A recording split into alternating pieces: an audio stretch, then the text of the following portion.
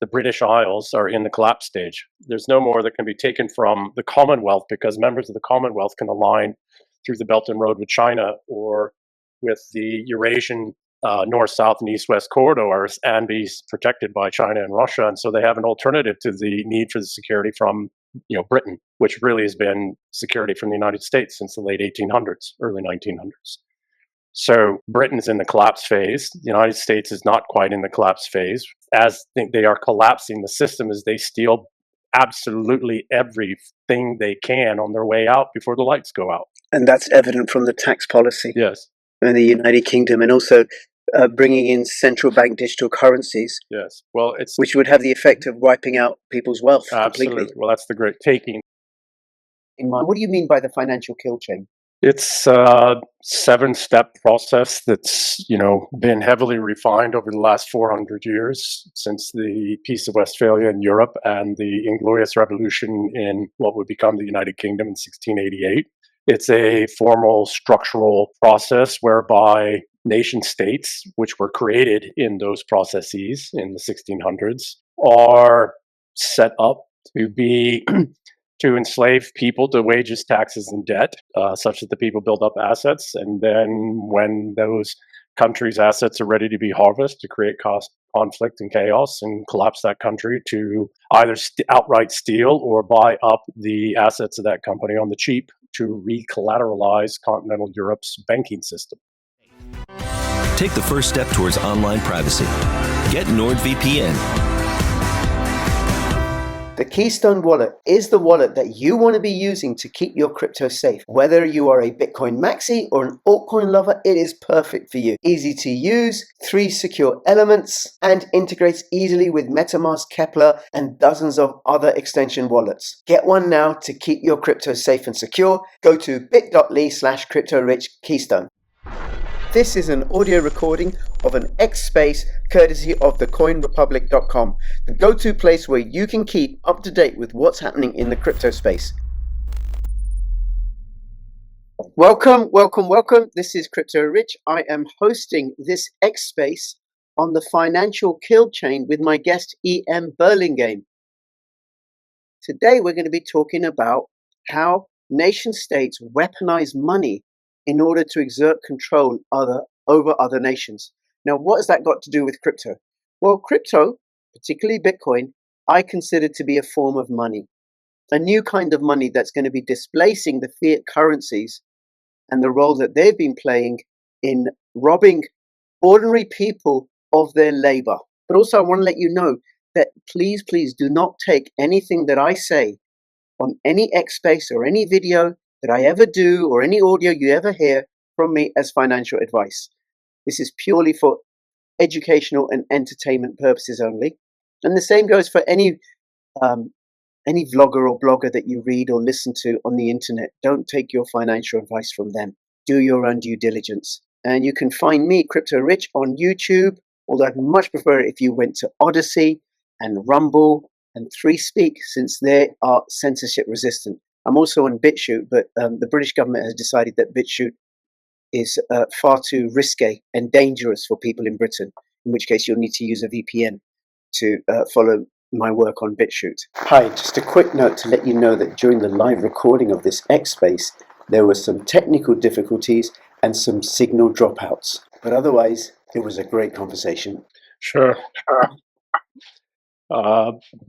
Early stint in the Army, then tech in Silicon Valley, built a couple tech companies, fintech company, one of the first online consumer credit companies, algorithm driven back in the 90s, then telecom tech, went to China for a few years as a private equity investment banking analyst, mostly in telecommunications, digital media, etc., some large scale infrastructure projects.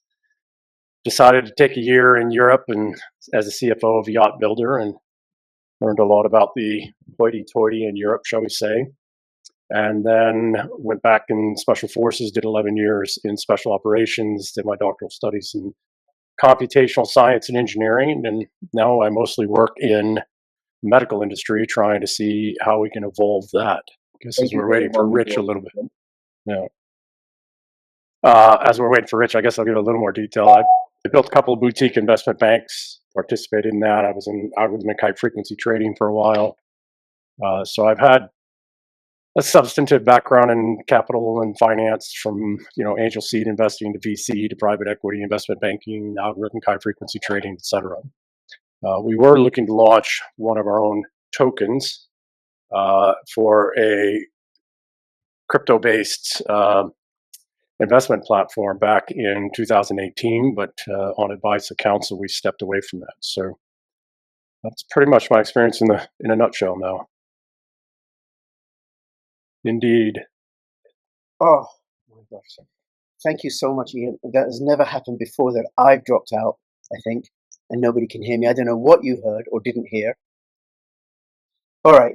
So, Ian, thank you for the introduction, and thank you for the Coin Republic Tech for carrying this while I was here. I'm going to carry on, right? And I know you've introduced yourself, and I did say that you've been on my channel a couple of times, not enough times, and hopefully you'll be on my channel more often. And I appreciate you doing this with me.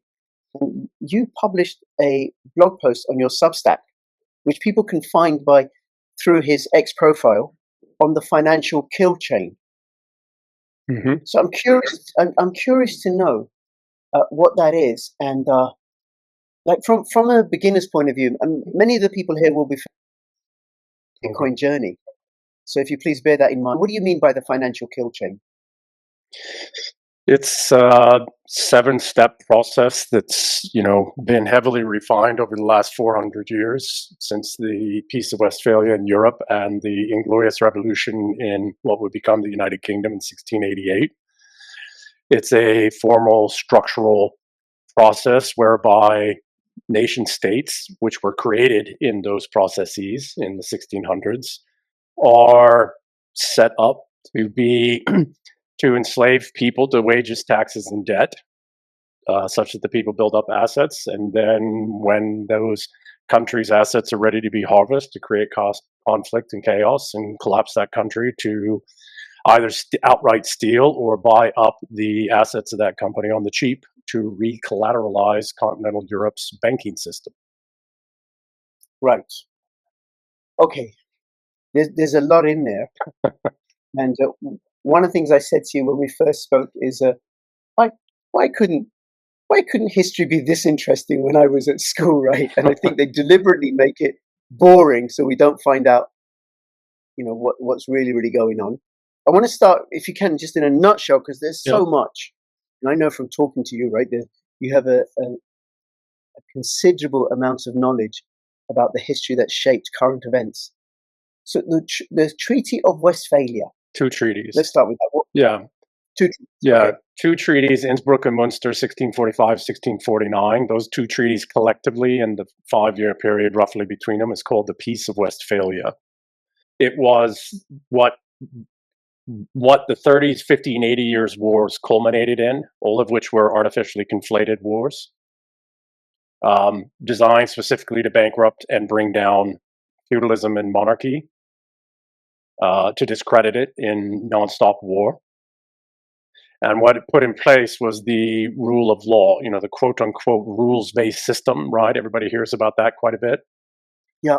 It was to put in the rules-based system and to establish certain principalities as states, as nation states, as defined by law, with certain legal powers authorized within the legal use of violence or force within their borders and between states, but in accordance with international law, and the control of their exchequer, which we would consider to be the central bank treasury, right, or treasury and central bank later. What it did is it virtualized warfare, perpetual warfare, from the battlefields of Europe to banking and finance and business. Wow. Okay. There's something, I think, from what you've said. So prior to that, we'd have regions, areas controlled by different monarchs. Mm-hmm. Or making up their own rules. Making up their own rules, depending upon their own personal whims. And then with a rules-based order, then you have the possibility of transnational governance. Yes. National governance, And then all you need to do is to change the rules. Well, first you have transnational banking, and that provides well, one, it embeds the kill chain in all these principalities and states, etc. But first you have international banking, finance, and business, and that's the first major international superstructure, which then ultimately leads to Brussels, the EU, etc., and this whole push to end nation states. That's been the whole centerpiece of the Davonian world, Davos. So ultimately, the direct path from Peace of Westphalia is what gets us to the globalist, excuse me, and globalist agenda, which is total and absolute control by banks and oligarchs, right? Merchant princes, as we say. And it's been rather successful for 340 years. All the hereditary princes have, for all intents and purposes, been shoved aside or discredited or destroyed, outright destroyed.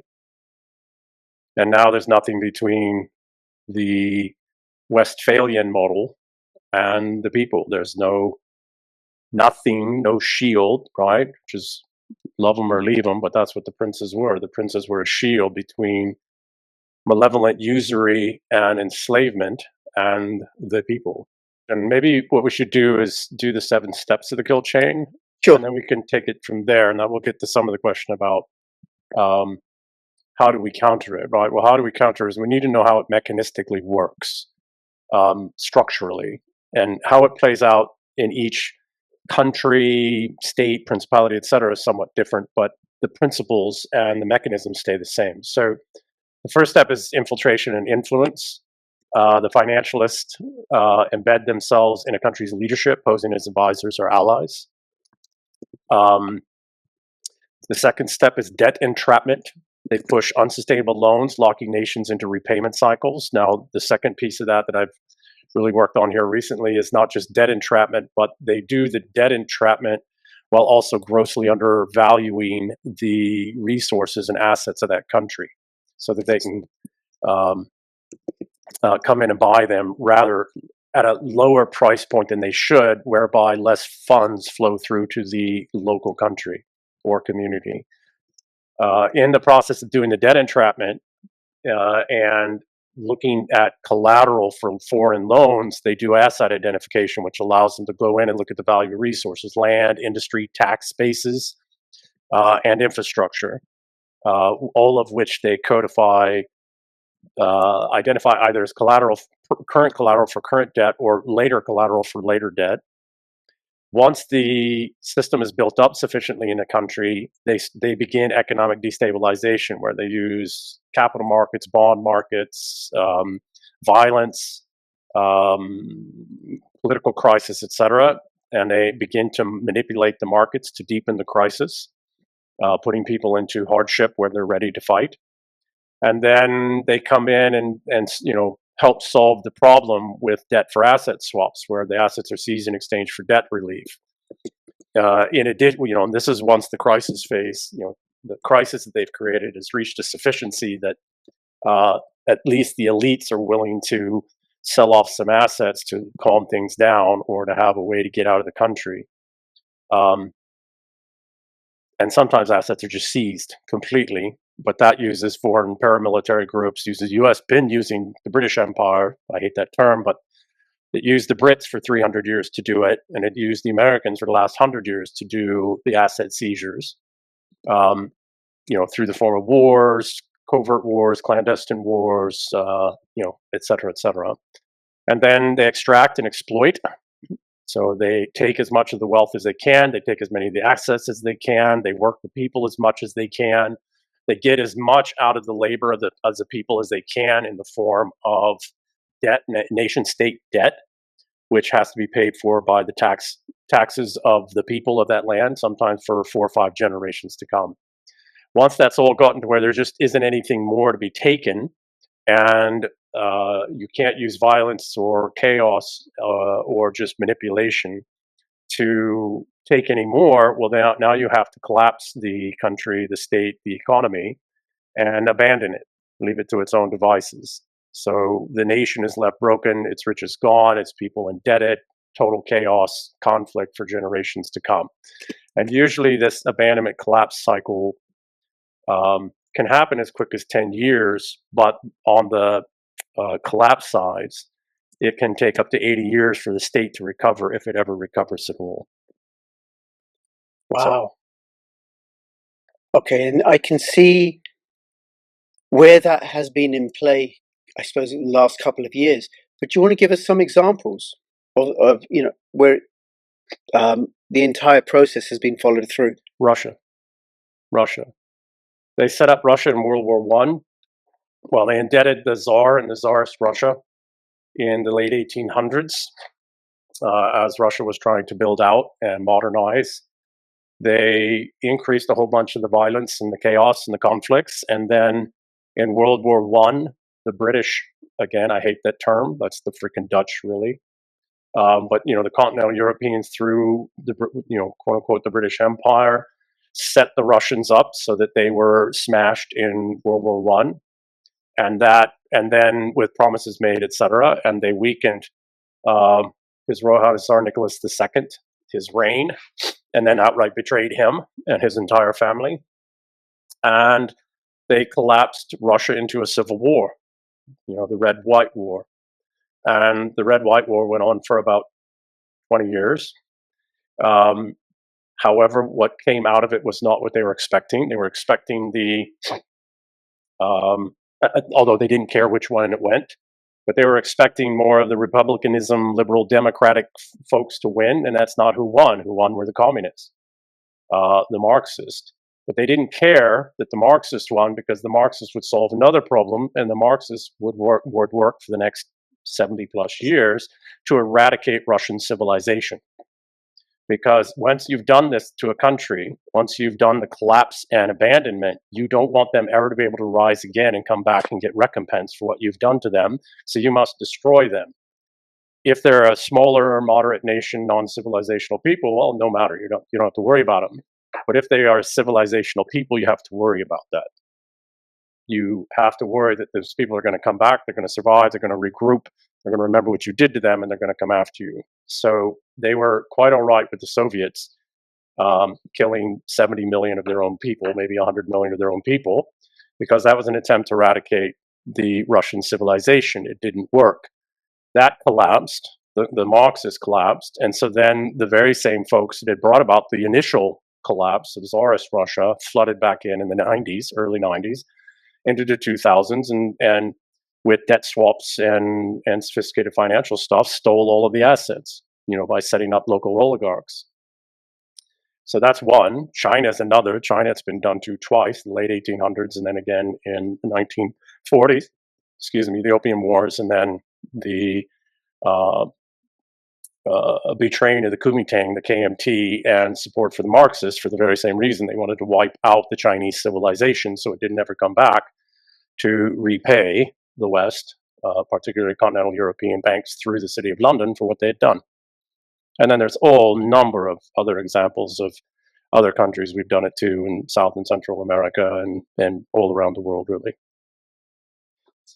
Okay, I can think of a couple of other examples that I think may fit. One wasn't successful, and the other one I think is still in play. So one is the collapse of the Soviet Union, and then when Gorbachev handed over to that's Putin. Right. Yeah, I articulated that one already. Yeah. Oh, okay, sorry, I missed that bit. Yeah. Now it did fail ultimately because Putin Putin was elevated. He didn't hardman himself up. So that one did fail, and China ultimately failed as well, because in 2010, 2012, but beginning in about 2010, they were elevating Xi up to one. They were not able successfully with communism, with Marxism, to erase those two civilizations. And so the civilizations are resurgent now. Right. Which is why this all-out push to destroy Russia and the all-out push to destroy China. They broke free. And Persia the same. Unfortunately, Persia's another civilizational people. And there's been some interesting comments about the mullahs, and I can't say this is not my area of the region's not my area of expertise, but that the mullahs were actually sent in there to Arabize the Persian peoples such that it would have the same effect as communism was supposed to have in Russia and China, of wiping out Persian culture and society, setting them up for, an ultimate collapse, which seems to be what they're trying for now, such that, these Western banks can flow in and steal the assets cheap and then abandon the Persian people, etc. Right, okay. And then who sent the mullahs, if what you're saying is accurate, if your assertion is accurate, who sent the mullahs in? The British. MI6? The bloody British. MI6. Yeah. MI6, which, we look at MI6, CIA, Mossad, German intelligence under Galen, all of that, it's all one entity. And this is the Praetorians. This is, quite literally the Praetorian Guard that goes back. The Praetorians of these ancient Venetian banking systems become Amsterdam, become City of London, become Wall Street banking systems. And the intelligence community, quote unquote, intelligence community is merely the Praetorian Guard of ancient Rome. Right. Okay. I do remember the 1979 coup of the Shah, and I also get what you're saying in terms of the Arabization, because it was such a change from how Persia was before. Oh yeah. I mean, more like, some of the more Wahhabism, almost a Shia version of Wahhabism, which is prevalent in Saudi Arabia. Yeah. Okay. Now, the other place where I can see that it is happening, that I think is happening, is with the Great Reset. Yes. Yes. You have. Do you want to comment on that and say where you think we're at with that? It's splendid. I mean, you're exactly right. What is the Great Reset, the Great Taking, right? All of that. Now that they, increasingly over the last 20 years, they realized they weren't going to be able to cannibalize Russia and get all those, tens of trillions of dollars, if not $100 trillion in baseline resources, which is quadrillions when you get it all in your financial system over 40 years. Nor were they going to be able to take and cannibalize China and its manufacturing and et cetera, et cetera. So where do you go next? Where has the resources sufficient to recapitalize your system that's now 340 years bankrupt, right? A 340-year Ponzi scheme takes a substantive amount of assets to recapitalize. Well, the only place that has that capital is Europe, the assets, although those are getting wiped out now rapidly as they're deindustrialized, etc. But it's been the British Empire, which has been gutted for 340 years, and the United States. These are continental Europeans. Yes, they work through the City of London, but that's been occupied territory since, 1688. The only place in the world that has sufficient capital and collateral assets for the, steps 6 and 7 of the financialist kill chain is what's left of the British Empire and the United States. Canada, of course, on the natural resources side, the raw material side, but that only matter, natural resources and raw materials only matter if you have manufacturing, and Europe doesn't anymore. No. Okay, so I can see the infiltration and influence by Klaus Schwab, the debt entrapment and undervaluing the resources of the country. Yeah. Well, the UK and European Union have been running up debt for years. Oh, look at the US. Asset identification. Yeah. Yep. Sorry, and the US, yeah. So there is strip mining going on, certainly of Europe and the UK. Yes. And definite economic destabilization by, for example, the sanctions against Russia, but also some of the policies of lockdown. Well, and in Britain, subsequent policies where they're creating taxes in such a way in order to destroy small businesses. Well, they're trying to, sadly, and breaks my heart, being of English and Scottish direct descent, Britain, the British Isles, are in the collapse stage. And really, it's there, and there's no more that can be taken from the Commonwealth, because members of the Commonwealth can align through the Belt and Road with China or with the Eurasian north-south and east-west corridors and be protected by China and Russia. And so they have an alternative to the need for the security from, Britain, which really has been security from the United States since the late 1800s, early 1900s. So Britain's in the collapse phase. The United States is not quite in the collapse phase. But what happens as they are collapsing the system is they steal absolutely everything they can on their way out before the lights go out. Right down to the bolts in your chair. Yeah. And that's evident from the tax policy Yes. in the United Kingdom, and also bringing in central bank digital currencies. Yes. Well, which would have the effect of wiping out people's wealth absolutely completely. Well, that's the great taking. The other piece is they're flooding the country with millions of people that should never be there because they'll never acculturate. That's another way of wiping out a civilizational people, so that those civilizational people don't come back one day and kill you for what you've done to them. Yep. And you and I, we have talked on a video, which I've not yet posted. No, I have posted. It's about what's happening in Ireland. And for people who don't know, Ireland has a population now where about 20% of the population in the last few years has become Muslim, mostly Muslim migrant men, military-age men, and what was once formerly pretty much 99% white, homogenous Roman Catholic nation. And all of a sudden rapid influx of so many people from an alien culture.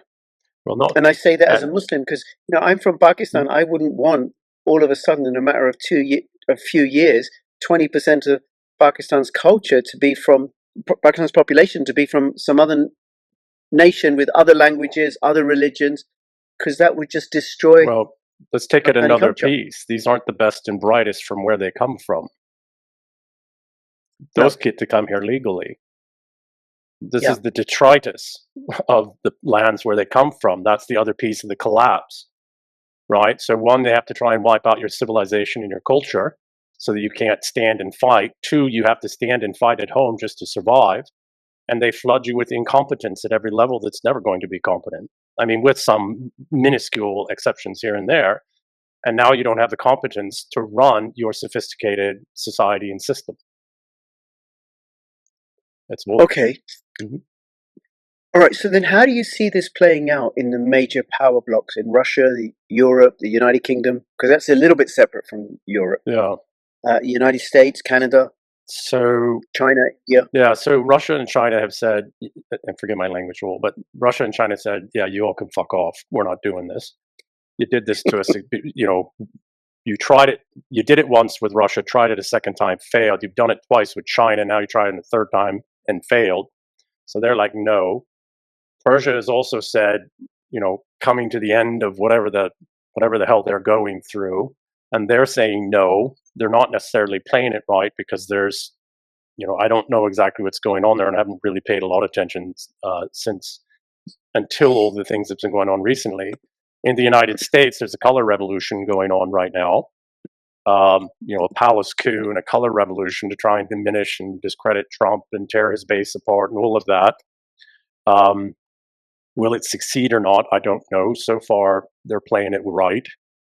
I'll get to the, beloved British Isles here in a moment, but in the Commonwealth, but I don't think it's going to succeed here in the United States, at least not yet, right? Not as of now. Because the United States has elevated somebody like Putin and Xi, although in the more English way that he has to be. And everybody's screaming about how uncouth and uncivilized, etc. Donald Trump is. Well, he's actually English, because English, at the core of English civilization is we're a bunch of pub brawlers by our very nature. I mean that quite honestly, right? No, listen, I just love talking to you. You're absolutely right, because the thought I had is, well, those pub brawlers, they evolved into England's fine tradition of football hooligans. Yes. But where did they come from? They came from the Vikings who settled in the lands, and the Anglo-Saxons. They're all warrior peoples, right? The British Isles have never been estrogen-rich, civilized peoples. We've been testosterone-rich, warring peoples since our very beginning. And that's where, the pub brawlers came from. Even our princes and kings were pub brawlers, right? And so, to expect that, the American president who's going to fight back and push back against all of this is going to be some estrogen-rich, consensus-driven person is ludicrous. That's not English at all. And if we're going to survive, as you and I have spoken before, we have to remember that we're English, we're a civilization, and we're worth fighting for. And so I think they're going to fail here. Because what they're not understanding is that his uncouth, rough demeanor is won him over probably, honestly, 80% of the population, even if only 60% of them say it publicly. Why? Because down underneath, we English peoples, and again, that's not an ethnic thing, right? It's a cultural, civilizational thing. But down underneath, by our nature, we are pub brawlers. Yeah.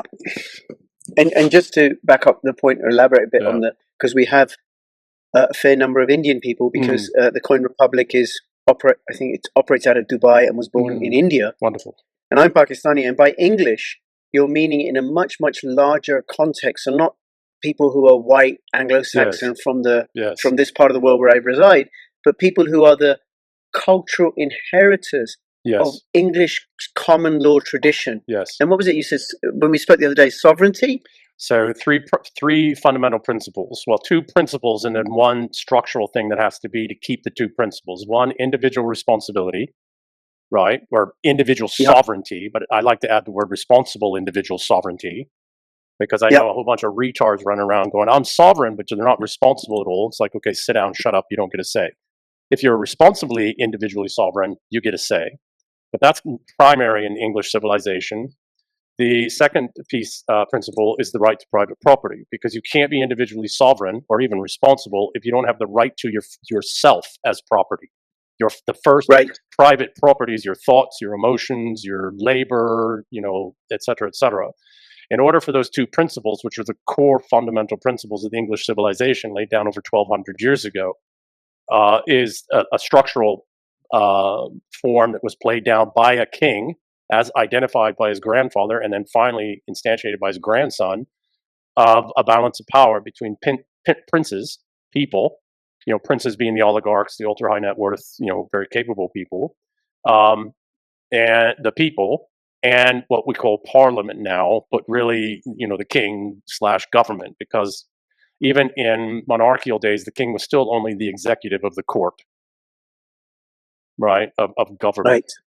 So those are the three structures of what it means to be English. And for hundreds and hundreds of years, anybody who adhered to those three legitimately is English. Right. And with respect to, greater India, including Pakistan and Bangladesh, well, not only are there many of your peoples that adhere to those principles, but you've adhered to them for 300, 400 years, and you've grown up with us. And we're all the same, the same house, the same family. Okay, so that's to clarify it for we've all been in the same pub brawls. Indeed, indeed. Okay, then you were asked, I think, while I was off, what can we do to stop it? Yeah.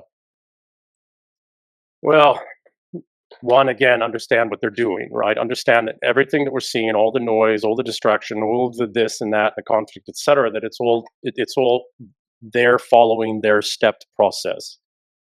And when we look at something that's happening in our own community or somewhere in the world, we can look at it with this step process and go, oh, okay, well, they're operating on step 6 right now. And what can I do, to counter this step 6? Well, one, everything happens at the local and small level, so be involved locally, right? They want us paying attention to all these big national, international things, because then we're not paying attention to what they're doing right in our own community to steal our own things, to set us up for kill chain, execution steps. So be involved locally. See who's, see the puppets they put in positions of power and influence in your local communities and counter that. The second piece is don't hate who they tell you to hate. Because the way in, these financialists are estrogen driven. They estrogen-based warfare. And I call them estrogens in some cases. And that doesn't mean they're women. It just means that they're elevated levels of estrogen. And from neuroscience, we know estrogen drives conflict, war fighting, all that kind of stuff in a very, very different way than testosterone. So you have to understand not only that they're following a 7-step process, but they're engaged in a very specific type of warfare.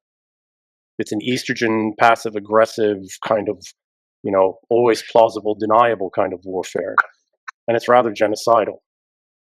It actually does hate you, although it'll tell you it loves you and cares about you, etc. Right? And then the other final piece is we have to stop falling for their lie of down with princes, because it was only the princes who stood between us and them. Now, I don't know that we have many princes worthy of such a thing anymore. Some, right? Yeah, but you got to watch out whether they're actually captured or Yeah, well, in some. many are, and particularly there in the UK, unfortunately, because the ones that Yeah. weren't got destroyed in wars or with taxation that highly targeted them and their family and their assets. Nobody's paid. Well, I wouldn't want to say that. 70 million Russians died, 200 million Chinese died. How many other hundreds of millions of people have been killed by their own governments around the world by this? So I wouldn't want to say that, the British Isles have got the worst of it. They are certainly getting it now, being set up for, 70-year collapse, 80-year collapse. But, the nobility, the nobility in the world that got the worst. And, oh, by the way, the French Revolution was the same thing. Same people, same thing, down with princes, right?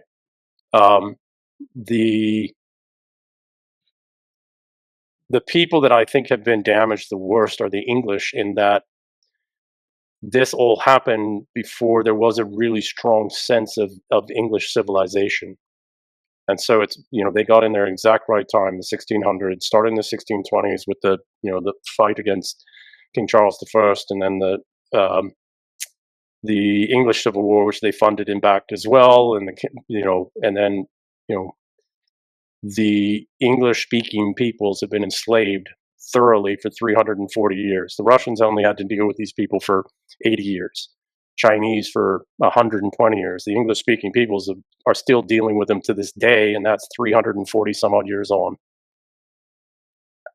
Okay, and then 340 going back to 1688, around about that time. Yeah, 1688 was the coup, the Inglorious Revolution, and then the formal instantiation of the enslavement of the English-speaking peoples was 1694 with the establishment of the Bank of England. Right, which was the holding company for all British assets. And that holding company has funneled and channeled all that wealth and power, et cetera, to continental Europe since 1694.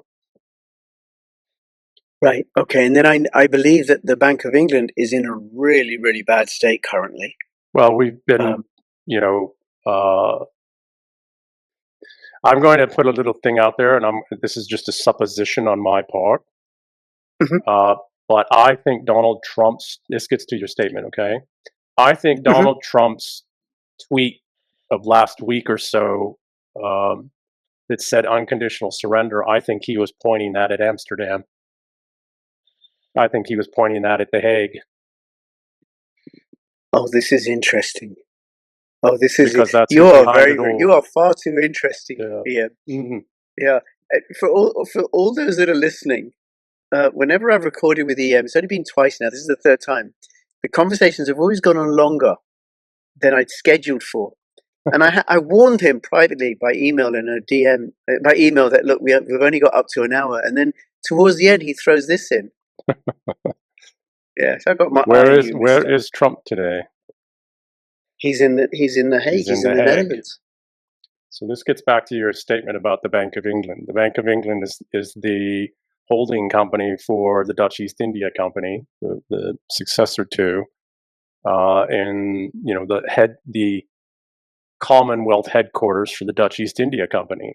And we've been at war with them for, open war, for, recognizing finally that we have to throw off this, orange, the Dutch.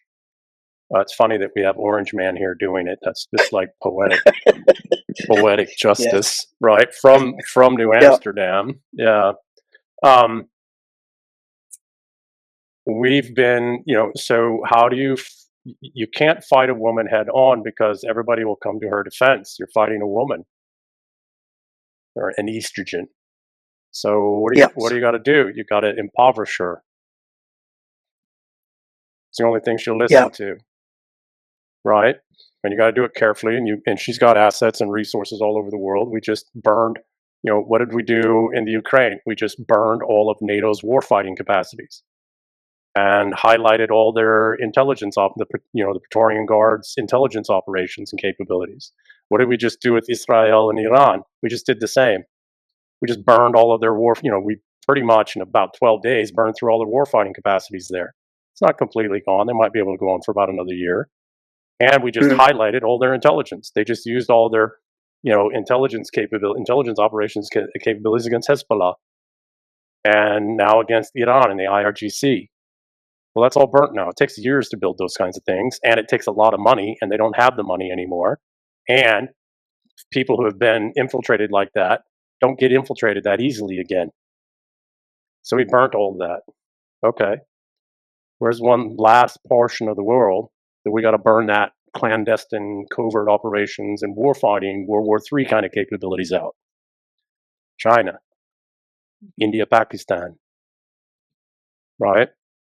Yeah. We got it. So when you are engaged against estrogen-based warfare, you have to move exceedingly carefully, and you have to steadily impoverish, and you have to remove the other parties' capacities to fight in covert and clandestine kinds of ways, manipulative, controlling kinds of ways, and you have to do it by calling them out and drawing them out. Well, we've been steadily margin calling the Bank of England for the last 5 years. That's what Powell's been doing. Yes. Right. Yes, and I'm very familiar. Just to let other people know that one of the first guests I had when I took over hosting this X Space was Tom Luongo, and I'm very familiar with his thesis, which marries yours, that what Trump is doing is out to get the United States out from under the control of the City of London, and that certainly has been going on in the financial markets, where the Federal Reserve has been raising interest rates to draw money out of Europe and the UK, and also they've set up SOFR and retired LIBOR, so that the US now has control over the price of the dollar, whereas before, who controlled the price of the dollar was the City of London and the Europeans. The only Brexit so far that's been successful so far, and we don't know ultimately how it's going to go, is the United States. That was a Brexit, 2016. Right, and everything that's happened since. Now, and this is just me, and I don't know how this plays out, and we have to do it very carefully because the United Kingdom is riddled right through with these parasites, right? I don't believe that we're going to let the homeland of our people fall. We can't. It's too much of a threat in the world. But a whole lot of humbling and a whole lot of bankrupting and a whole lot of drawing out intelligence, MI6 and MI5 and everything else, and highlighting how ludicrous and retarded and malevolent government is in the United Kingdom. It's all got to happen before we finally move. And bankrupting the Bank of England, which is a holding company and not really a bank, is primary to that. Yep. Well, I can see that happening. That is definitely happening. And I think the term benevolent doesn't say it all, how evil and disgusting and deceitful and duplicitous the current British government is. It's estrogen. And just for people... estrogen wages war in a very manipulative deceit. What does estrogen do? It doesn't have the physicality, so it has to fight you in all these clever ways. And primary to that is warping of constant warping of reality, while steadily upping the attacks and the abuse and gaslighting you. Yep. That's the UK government writ large. Just as an example of that, for people not familiar, and this is something that personally I'm appalled by. I cannot believe that they've done this, but the government has pretty much made it decriminalized full-term abortion. So a woman can have an abortion in the very last day of her pregnancy. Now, as far as I'm concerned, that's infanticide. It's child sacrifice. Yeah. Oh, there's another way of looking at it. It's child sacrifice. But that's how so evil. Yeah. It's child sacrifice. So, this is a complete aside, but something I've been working on as I'm writing the novel and thinking through. I have a wonderful teen daughter that I'm raising and watching, and human psychology, deep-rooted human psychology doesn't change. It changes very slowly across time. millions, Yep. thousands, if not millions of years, tens of thousands, if not millions of years. And most women have been conditioned across millennia for the sacrifice of their children, either in raiding season, send them off to wars, tribal wars, etc. When you take that, you civilize society and reduce that dramatically, that wiring, though, in there to sacrifice their children is still there. Women and weaker men. I don't want to put this all on women, right?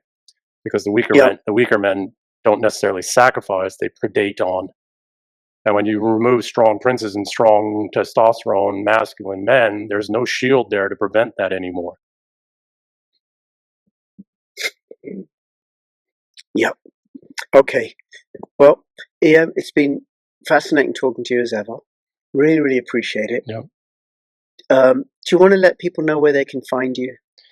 So Twitter is probably best. Ian Burlingame at Twitter. I'm taking a break somewhat through the summer. I just took a week break because I've got family and business, and I need to replenish my dopamine systems. But I'll be on every couple of days or so to keep up with things. I am still publishing on Substack, emburlingame.substack.com, and other than that, they can reach out to you, of course, Rich. If they've got big questions and ideas, you've got lots of answers, or folks who can get them answers. Yeah.